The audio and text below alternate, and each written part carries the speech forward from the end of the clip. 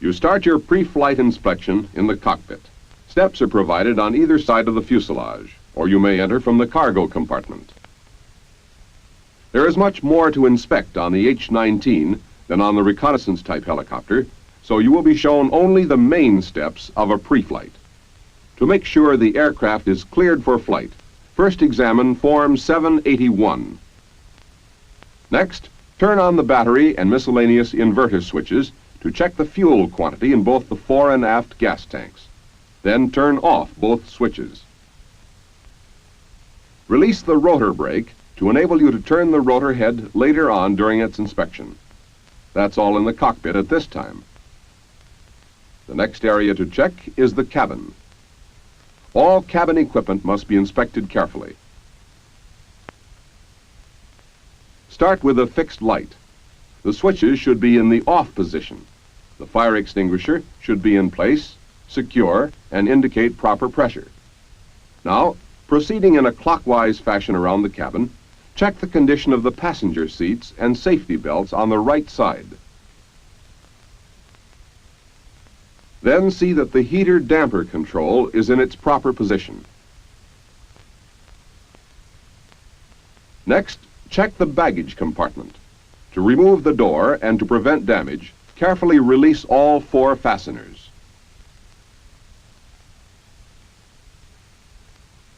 Visually check the inside of the compartment. Make sure there are no loose articles that may cause damage. See that it has not been excessively loaded. When you replace the door, make certain that all fasteners are secure. The first aid kits must be secure and properly sealed. Check the handle of the emergency escape hatch and the general security of the hatch itself. Then check the seats and safety belts on the left side. The cabin inspection may vary with different auxiliary equipment, but in any case be certain that everything is secure. After completing your inspection of the cabin, open the 2 clamshell doors which house the engine compartment. Don't let go of the doors until they are securely fastened. They could be damaged by wind or the downwash of another helicopter.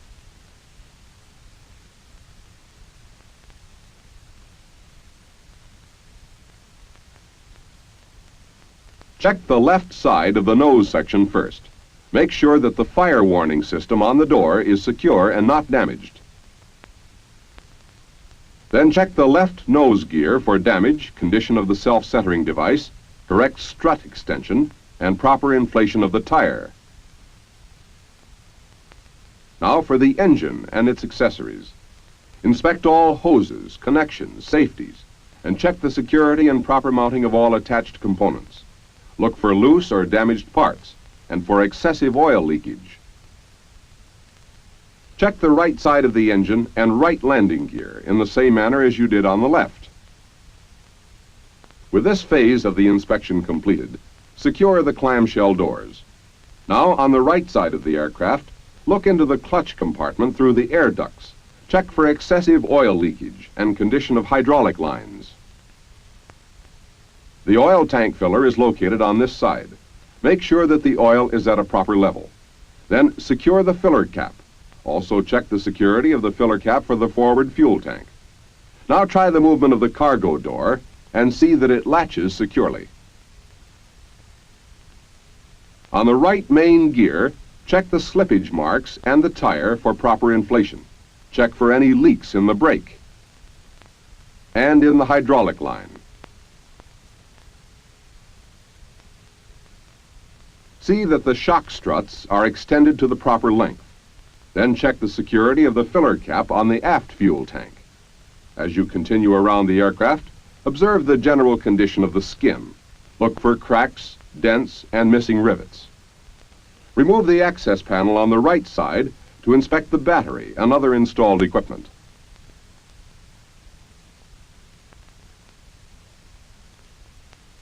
Make sure that the circuit breakers are correctly set. Replace and secure the panel. Make certain each fastener is properly positioned.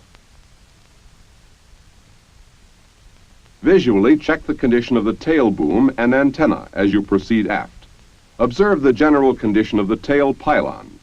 Make sure that the right stabilizer and tail guard are secure and undamaged. Inspect the control cables and check for oil leakage from the intermediate gearbox. Look through the inspection window at the base of the pylon to check the oil level in the intermediate gearbox.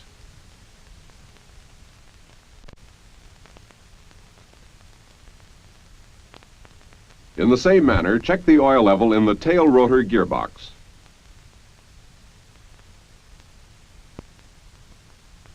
Then inspect the condition of the tail rotor blades and the pitch change mechanism. Since it is impractical to examine them closely, be sure your visual check is thorough. Continue the inspection on the left side of the aircraft. On this side, just as on the right, check the tail pylon, stabilizer, tail boom, antenna, and fuselage. On this side, you also check the static port and heater exhaust for obstructions, and the upper aft strut pin for freedom of movement. Next, inspect the left main landing gear in the same manner as you did the right. Also, the static ground wire, which is on this side.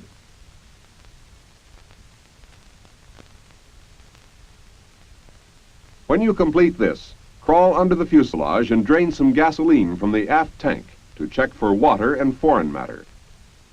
The cargo sling should be properly stowed. Check the forward tank for water and foreign matter.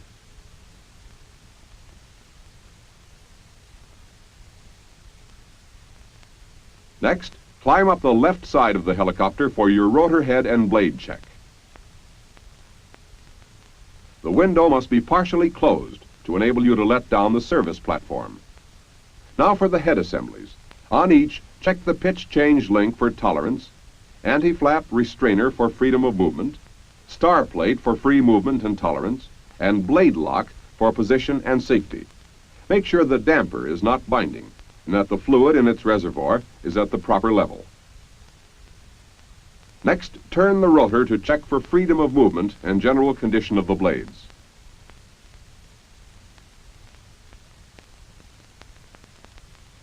Inspect each head assembly in the same manner as before, looking for damage, cracks, and excessive wear.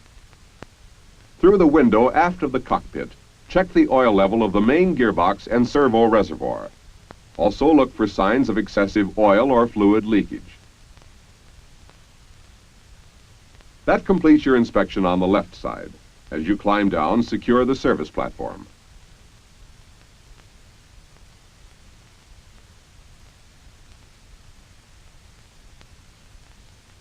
Then return to the right side of the aircraft and climb to the cockpit. Check the condition of the right cockpit window and service platform. Now for the pitot tube. Remove the cover and inspect its general condition. That completes your outside inspection, so enter the cockpit. In the H-19, the right side is the pilot side. Before fastening the safety belt, remember to adjust your shoulder harness, an added safety feature on this aircraft. The ends of the harness are looped to the safety belt fastener.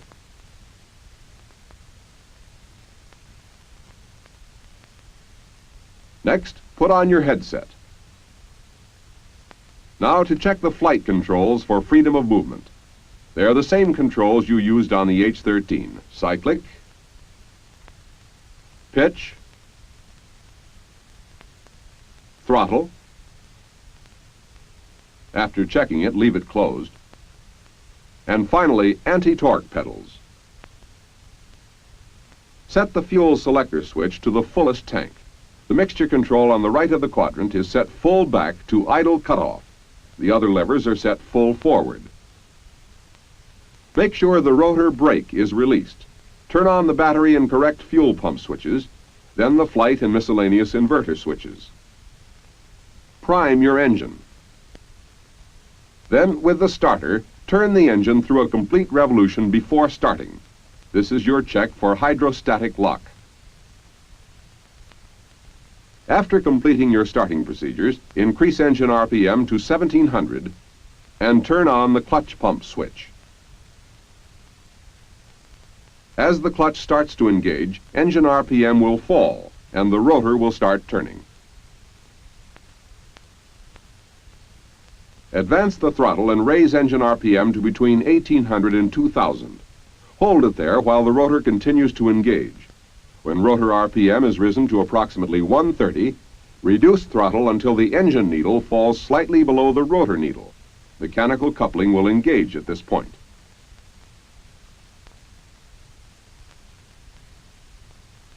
To complete the coupling, increase engine RPM until the needles join. Turn off the clutch pump switch and maintain engine RPM at 1700 for 2 minutes. This gives enough time for the oil to drain from the clutch. Then increase your engine RPM to 2000 for your servo check.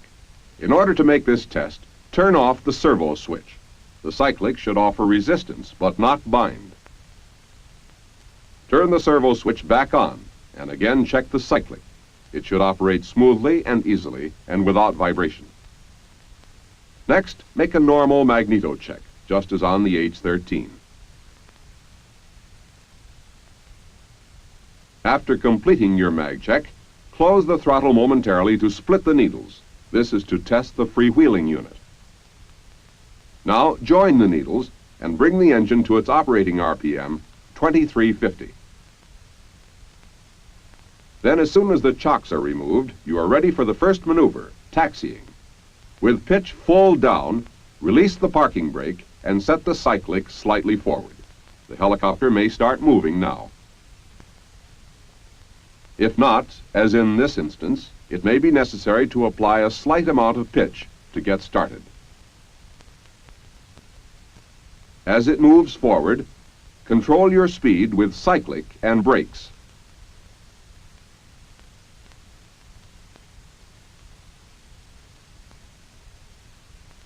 A helicopter with wheels requires a very small amount of pitch for taxiing. Maintain operating RPM for good control and to enable a takeoff in event of emergency. Turns are made primarily with the pedals.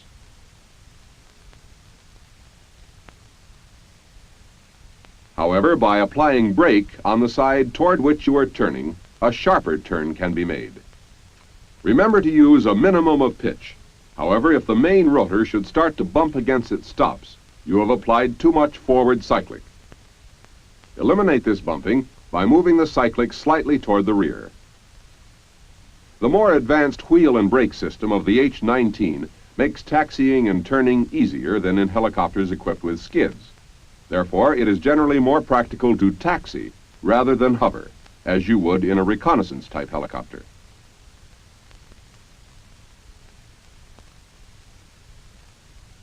Apply foot brakes evenly on both sides when you want to stop. Before all takeoffs, a pre-takeoff check is made. All flight controls are tested for smoothness of operation. Engine, fuel, and transmission instruments are checked for readings within their proper operating range. Also check flight instruments and radio. To take off to a hover, start with pitch down, cyclic in neutral. Then bring the engine up to operating RPM and slowly increase pitch until the helicopter reaches a hovering altitude. Normally, this will be between 5 and 10 feet. The H-19 pedals offer more resistance than on lighter helicopters. Hovering to the rear should be avoided because of limited visibility.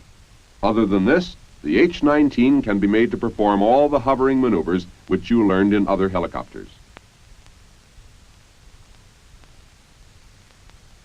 Hovering turns are made with the pedals. Avoid fast rates of turn, since too much stress can damage the tail pylon. The H-19 can make a normal takeoff either from a hover or directly from the ground.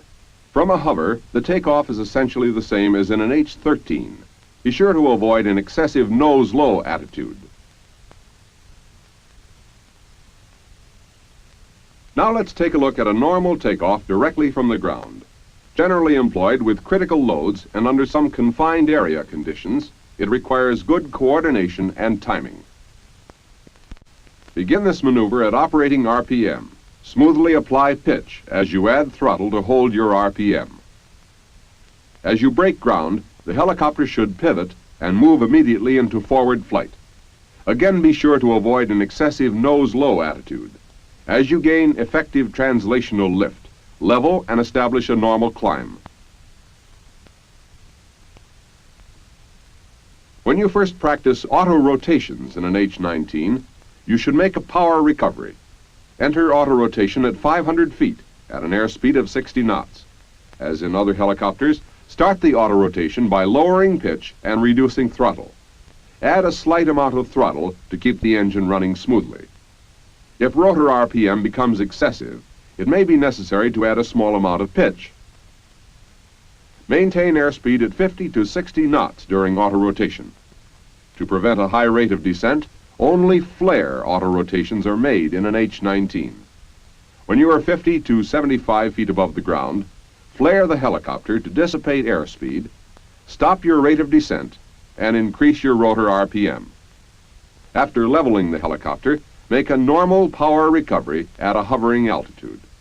Once this is mastered, the next step is to learn to auto-rotate to the ground. Touchdown should be made in a slightly tail-low attitude and with forward speed.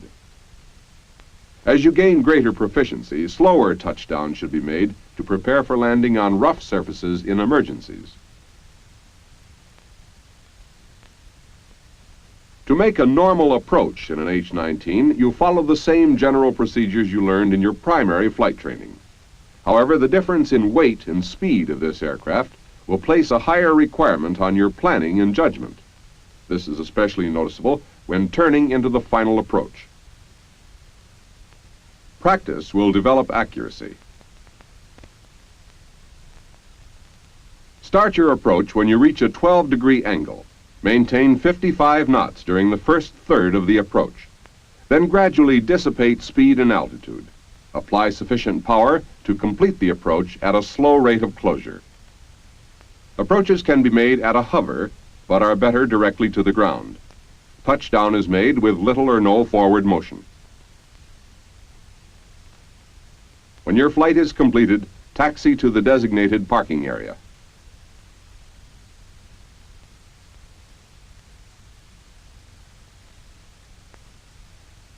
After parking, you are ready to start your standard engine shutdown procedure.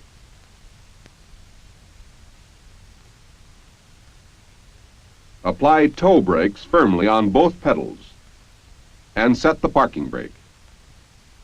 Perform a normal magneto check as you did in your starting procedure.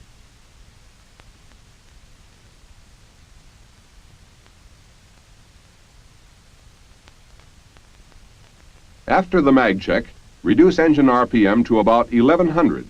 When rotor RPM is down to approximately 110, the clutch will disengage automatically.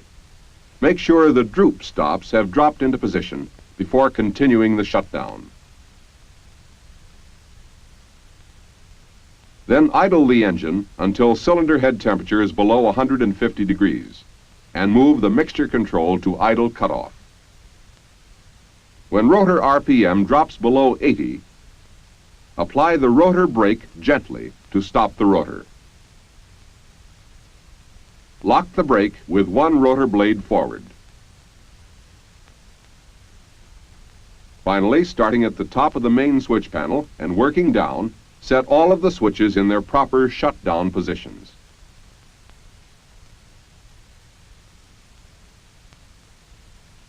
Place the fuel selector switch in the off position. Your shutdown procedure is complete. Now fill out your flight report. After entering your flight time, turn to the back of Part 2. If any defects are found during flight, make sure to enter them here. And sign off your flight.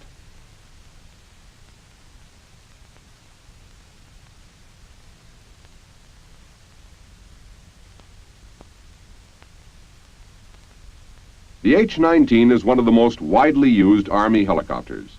This utility aircraft has many advantages over the smaller reconnaissance helicopters with which you are already familiar. Its operation, however, is essentially the same.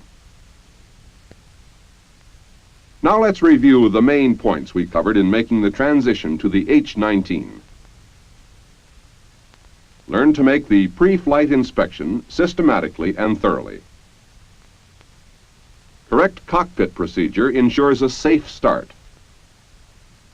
Taxiing on wheels isn't difficult if you keep pitch to a minimum. Hovering is generally the same as in smaller helicopters, but used less often. In a takeoff, avoid excessive nose-low attitude. A flare auto-rotation is the only type used in an H-19. Your approach should be slow and well under power for accuracy and precision. Learn the correct engine shutdown procedure to make sure nothing is overlooked or forgotten. In transition, as in your earlier training, your most valuable tools are firm procedure and a positive technique. See that the heater-damper control is in its proper position. Next, check the baggage compartment. To remove the door and to prevent damage, carefully release all 4 fasteners.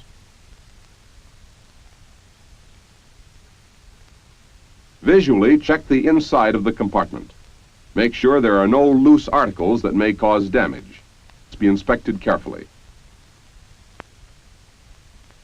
Start with a fixed light. The switches should be in the off position. The fire extinguisher should be in place, secure, and indicate proper pressure. Now, proceeding in a clockwise fashion around the cabin, check the condition of the passenger seats and safety belts on the right side. Then see that it has not been excessively loaded. When you replace the door, make certain that all fasteners are secure. The first aid kits must be secure and properly sealed. Check the handle of the emergency escape hatch and the general security of the hatch itself. Then check the seats and... You start your pre-flight inspection in the cockpit. Steps are provided on either side of the fuselage, or you may enter from the cargo compartment. There is much more to inspect on the H-19 than on the reconnaissance type helicopter, so you will be shown only the main steps of a pre-flight. To make sure the aircraft is cleared for flight, first examine Form 781. Next, turn on the battery and miscellaneous inverter switches to check the fuel quantity in both the fore and aft gas tanks. Then turn off both switches. Release the rotor brake to enable you to turn the rotor head later on during its inspection. That's all in the cockpit at this time. The next area to check is the cabin. All cabin equipment must